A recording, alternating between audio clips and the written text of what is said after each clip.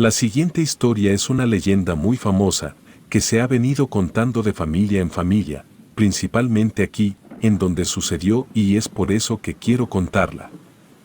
En el Archivo General de la Nación consta el siguiente documento que da fe de ciertos sucesos que fueron la causa de que los habitantes de algunos poblados de Oaxaca sintieran terror de salir de noche. El escrito fue redactado apenas 30 años después de que se consumara la conquista de México. En él, bajo el rótulo de Expediente 37, se lee lo siguiente: los gobernadores, alcaldes y principales de los pueblos de Yagalinga, Panotao y Tlaxco, socio-dependientes de la ciudad antequera, Valle de Oaxaca. Parecemos ante vuestra señoría en el modo que más sea de derecho, y decimos que para el descargo de nuestra conciencia, conviene hacer declaración de que los capítulos, acusaciones que presentamos contra Emilio Mendoza, vecino y cura de este lugar, fueron falsos y mentirosos. De ello se le hizo visitar a don Emilio Mendoza por señoría, como por el comisario del Santo Oficio, que en esta ciudad reside. Damos fe de que los dichos capítulos nos fueron impuestos por el cacique don Bernardo, quien quería evitar pagarle 91 pesos y 6 tomines al acusado Emilio Mendoza. Por hacer lo que debemos como cristianos, decimos que dicho cura no cometió los delitos que le pusimos y así padeció injustamente. Estamos dispuestos a hacer las diligencias necesarias para la satisfacción de la honra del martirizado, y después salen las firmas y la fecha: don Pedro Álvarez, alcalde; don Juan Domingo, regidor; Agustín Zambrano, alcalde; Juan Tlapisque, regidor. En 22 días del mes de marzo de 1551, en esa misma fecha, pocas horas antes de que las autoridades correspondientes leyeran la citada retractación, el cura Emilio Mendoza había sido quemado vivo tras padecer terribles torturas en las cárceles del Santo Oficio o Santa Inquisición, como comúnmente se le conoce. Prefirió perder la vida que reconocer haber realizado ritos satánicos en su casa o haber inducido a sus feligreses a renegar de la fe cristiana. Los pueblos que atendía estaban muy indignados por su martirio, pues era reconocido en esos lugares y en sus colindancias como un verdadero santo, pues atendía a los enfermos y administraba las limosnas en ayuda de los más pobres. Al ver que se lo llevaban para procesarlo por hereje, muchos salieron en su defensa, pero todo fue inútil. Al paso de los días, decidieron presionar a sus autoridades para que retiraran los cargos contra su guía espiritual al enterarse de la muerte del cura. Don Pedro Álvarez y Agustín Zambrano se recogieron en sus casas, por miedo a la turba enfurecida. Agustín dijo que todos eran culpables. El día que se reunieron para almorzar en la casa de este, que tenía en el campo, dijo que les iba a pesar mucho el haberse dejado sobornar por don Bernardo. Comentó que por su parte, había mandado a oficiar misas al nuevo cura para el descanso eterno del infortunado. Don Pedro le respondió que en algo valdría ese gesto, para reconciliarse con Dios. Dijo que él mismo haría lo mismo ese día, por eso le pidió que lo acompañara a la ciudad a hablar con el obispo mayor. Dijo que sería el mayor favor de Dios, mientras más alta fuera la jerarquía de quien abogara por el alma de don Emilio Mendoza. Don Agustín respondió que estaba muy bien pensado, y que solo le pedía por favor que lo esperara, ya que debía concluir unos asuntos muy importantes. Don Pedro empezó a empacar lo necesario para el viaje. El par de mozos que lo acompañaban preparaban las mulas, bajo un cielo cargado de negros nubarrones. Los truenos no se hicieron esperar, y fue a esta circunstancia lo que impidió a los hombres oír la macabra charla que tuvo lugar dentro de la casa. Y aconteció que a la hora del crepúsculo, don Pedro oyó que tocaban a la puerta. Pensando que se trataba de su amigo Agustín, acudió rápidamente a abrir.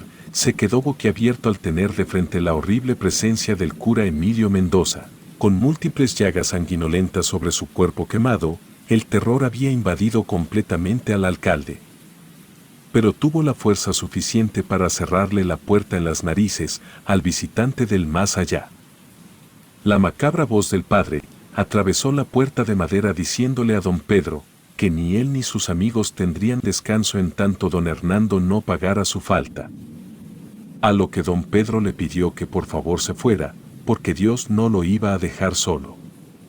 El cura Emilio Mendoza, con voz burlona, le preguntó que si aún no se había dado cuenta que él había salido del mismísimo infierno. Le dijo también entre carcajadas que si acaso los habían engañado en su madre iglesia. Don Pedro estaba completamente en shock y no sabía qué hacer, y lo único que se le ocurrió fue decirle al padre que si había sido un santo en vida, no hiciera el mal ya muerto, que fuera con Dios. El cura, con burla, dijo que él no había sido bueno, mientras su espectro atravesaba la pared. Pedro lanzó un alarido y fue a dar de espaldas al piso. Mientras el cura le decía que había pecado, como no tenía idea, dijo que cada noche imaginaba las peores atrocidades contra sus feligreses, pero luchaba diario contra las tentaciones del demonio, y al final el único pecado que cometió fue el de la avaricia. Porque tenía ocultos sacos llenos de reales de plata y había amenazado con arrebatarle un solar a don Bernardo si no pagaba el dinero que le adeudaba. Comenzó a pensar por unos segundos y siguió diciendo que él no merecía morir de este modo, y al verse traicionado por los suyos, había renegado de su fe, pero jamás había dicho palabra alguna contra la iglesia. También mencionó que entre las torturas y en medio de las llamas, maldijo 1000 veces a sus verdugos, pero el odio no había escapado de sus labios por miedo a la ira divina. Pedro temblaba de miedo en el piso, mientras avanzaba hacia atrás usando sus manos, hasta que chocó con la pared y el cura soltó una carcajada. Le dijo que los ángeles se alejaron de él y los demonios fueron por su alma. Sin embargo, el amo no lo repudiaba, no quería saber de curas que, como él, habían vivido cristianamente y habían salvado cientos de almas del infierno. Y luego su voz tomó un tono de decepción y dijo que a su vez el cielo le había cerrado sus puertas, que al final de cuentas no lo habían convencido el bien ni el mal. Había estado navegado entre ambas aguas como un alma desorientada, pero de algo estaba seguro, y era de que quería que don Bernardo muriera entre atroces sufrimientos y así poderle llevar su alma al diablo a cambio de la suya. Don Pedro se quedó en shock y le dijo que fuera por don Bernardo, pero que a él lo dejara en paz. Pero el sacerdote hizo caso omiso a su comentario y le dijo que don Pedro y sus mentirosos amigos debían ayudarlo, porque quería que llevaran a don Bernardo al cruce de caminos conocido por la comunidad como el de las ánimas. Dijo que ahí les daría instrucciones. El espectro volvió a atravesar la pared, desapareciendo de la vista del alcalde, quien se talló los ojos y se puso a rezar, pidiendo que aquello fuera solo una terrible pesadilla. En cuanto llegó Agustín Zambrano, listo para el viaje, le contó todo, pero Agustín no podía creerlo y le preguntó que si no había bebido alcohol, pero don Pedro, ofendido, dijo que no, que era en serio. Fue entonces que el semblante de Agustín cambió y le dijo que entonces qué debían hacer. A lo que don Pedro respondió que el poder de Dios era más grande que el de cualquier alma en pena o demonio, y le sugirió que fueran a ver al nuevo cura y le pidieran un consejo.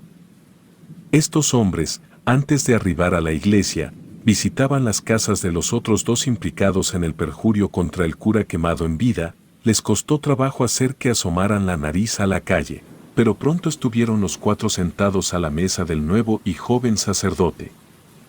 Uno de los mayores pecados era arrebatar la vida a otra persona, sentenciaba éste. De algún modo, era lo que hacían, explicaba don Pedro con pesar, mirando la superficie de la mesa, pero el padre no se refería a su predecesor al frente del templo, sino al hombre que el espectro buscaba. Hizo hincapié en que ningún miembro de la iglesia podía obedecer los mandatos del demonio. Insistió en la duda sobre si el aparecido realmente era el cura, afirmando que sembraría el crimen y la confusión entre ellos. Les aseguró que el espectro no tendría ningún poder si permanecían cerca del Señor, asistiendo a misa diariamente y rezando constantemente por el descanso del amado cura. Les pidió que pidieran perdón a Dios y reconoció sus esfuerzos por preservar la honra del sacrificado. Finalmente, les deseó paz al despedirse. Un tanto mortificados, los regidores y alcaldes abandonaron el templo.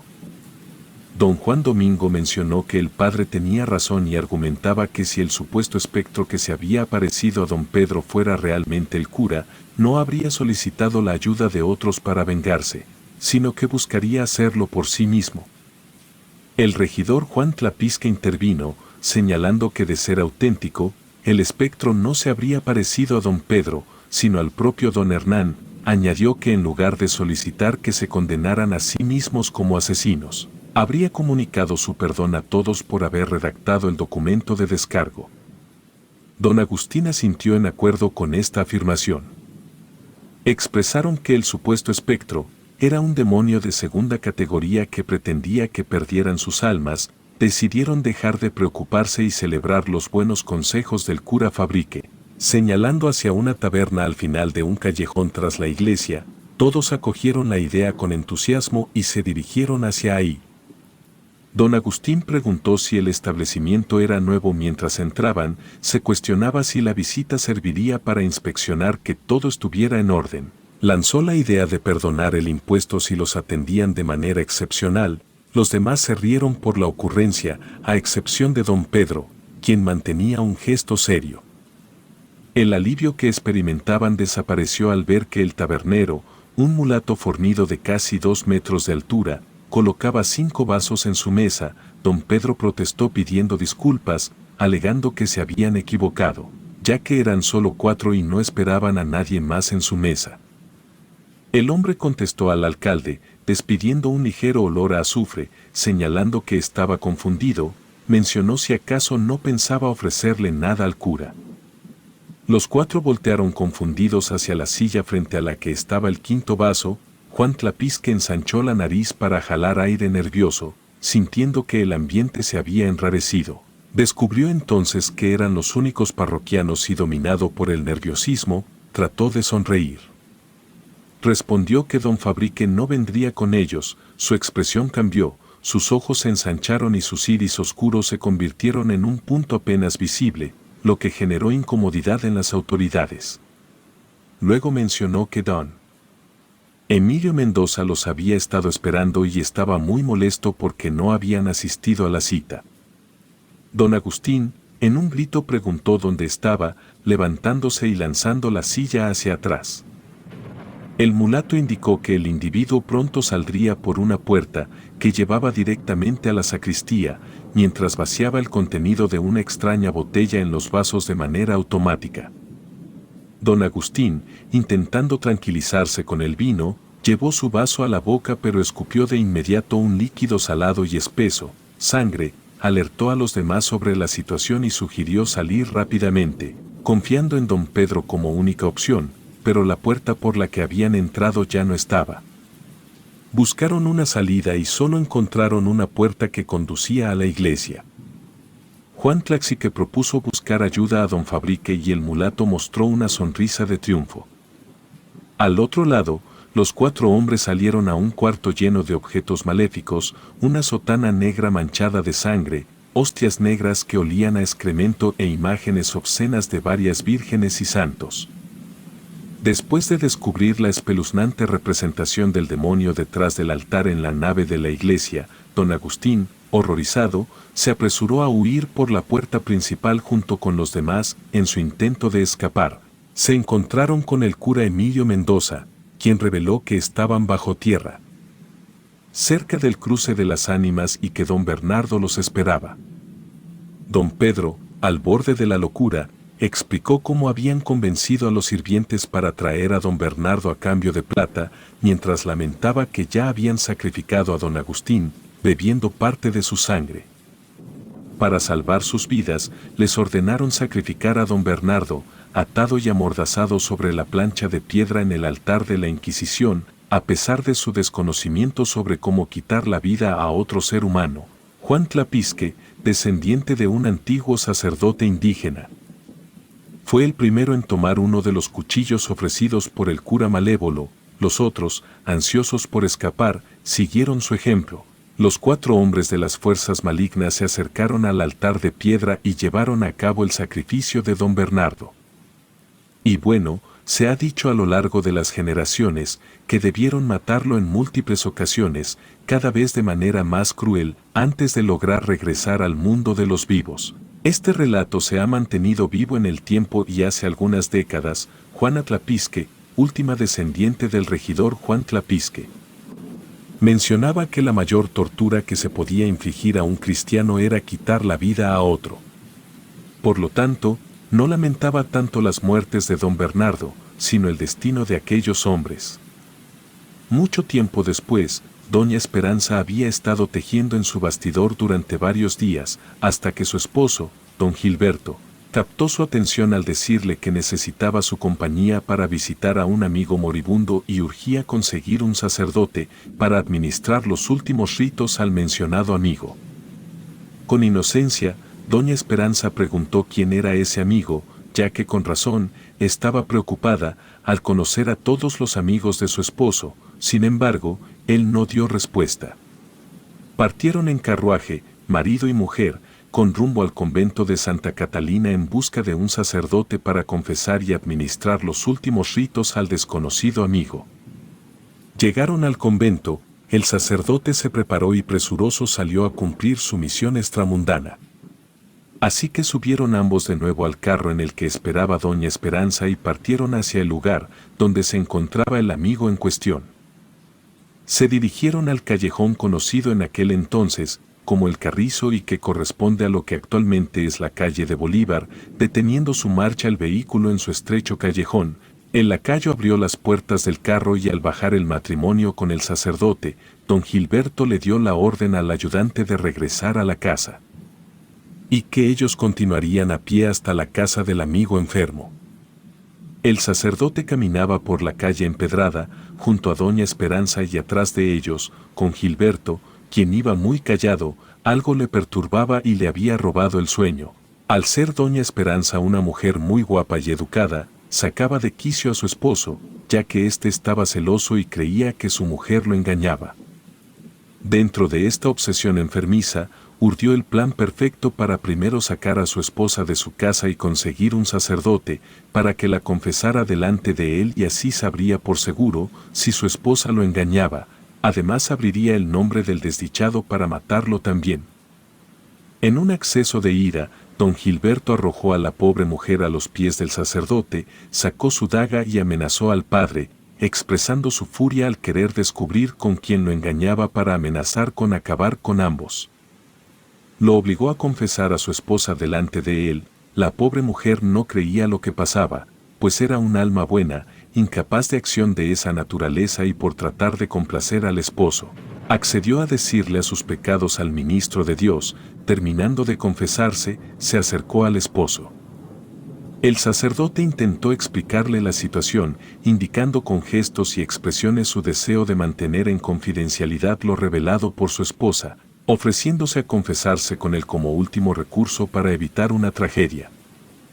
El sacerdote se puso de rodillas y sentó al hombre en el barandal del puente del Fraile, sobre el que se encontraban, y aprovechando que don Gilberto había accedido, en un descuido, le levantó los pies al sacerdote con agilidad para lanzarlo aguas abajo. De pronto, tras don Gilberto apareció un padre con la cara totalmente quemada. Era el padre Emilio Mendoza, quien se burlaba e incitaba al hombre a matar al cura, diciendo que todos los hombres eran la misma basura, fueran sacerdotes o no. Doña Esperanza dio un grito de horror y fue ahí cuando don Gilberto, en un acto de reflejo, clavó su daga en la cabeza del religioso vivo, que de inmediato empezó a emanar abundante sangre y privándolo de la vida en el acto. Cayendo el cuerpo de la víctima sobre el pecho del asesino, y en el impulso, cayó el cuerpo de don Gilberto por el parapeto del puente, quedándose sepultado en el fango de las sucias aguas del río que abajo corrían. Se escucharon las carcajadas del sacerdote Emilio Mendoza a lo lejos y doña Esperanza quedó muda de horror ante la escena que había vivido. Por estos desgraciados sucesos, este sitio fue conocido durante mucho tiempo como el Puente del Sacerdote Maldito.